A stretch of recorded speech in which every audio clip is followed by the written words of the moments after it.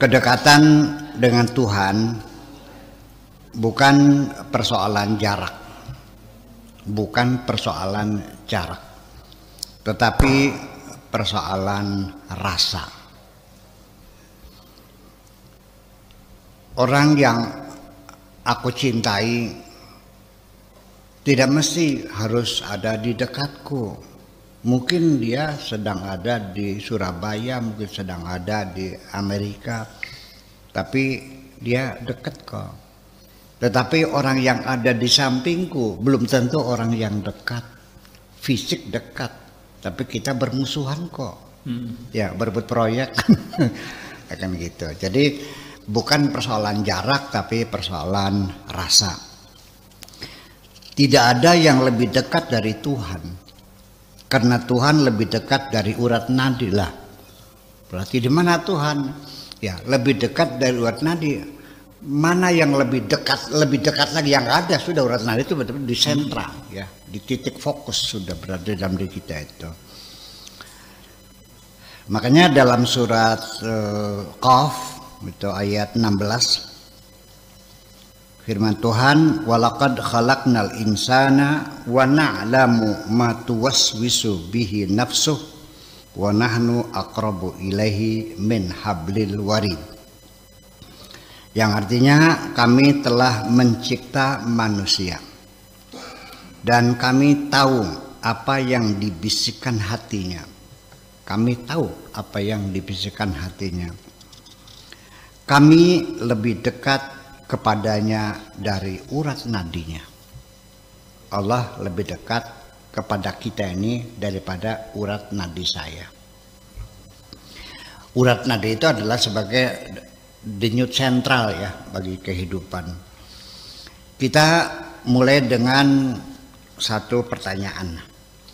Kapan kita punya ketulusan hati menjalani kehidupan ini?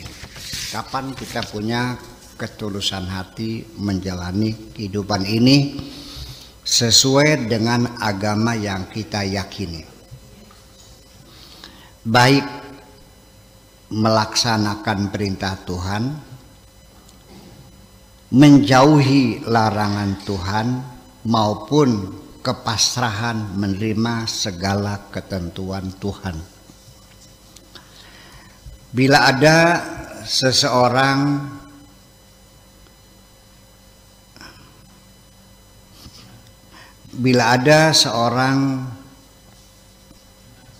dengan suka rela mengikuti aturan-aturan Tuhan, baik berupa perintah maupun larangan, dengan harapan di kemudian hari nanti akan mendapat imbalan atau biasa disebut dengan pahala. Dihitung, sholat tahajud saya pahalanya sekian, nanti sedekah ini sekian, nanti baca la ilaha illallah 309 kali pahalanya sekian, dihitung semuanya, maka itu sudah cukup bagus. Namun demikian, orang tersebut dalam pelaksananya masih sering jatuh bangun. Kadang-kadang bisa bersabar, kadang-kadang berkeluh kesah. Kadang-kadang rela, kadang-kadang masih marah. Setelah menyeberang terkadang balik lagi,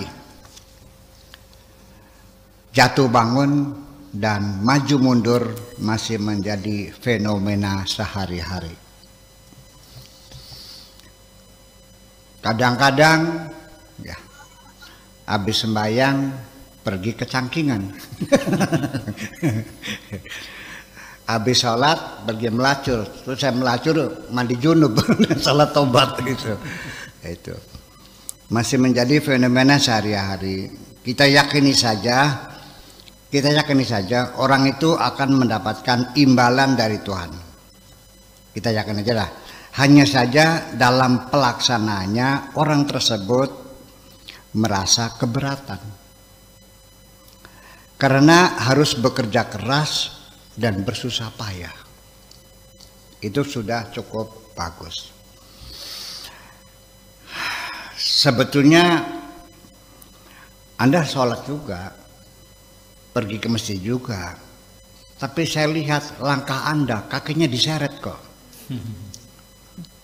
Ya kan begitu? Anda kelihatannya diam, tidak marah. Pulang ke rumah dadanya dikasih beras kencur.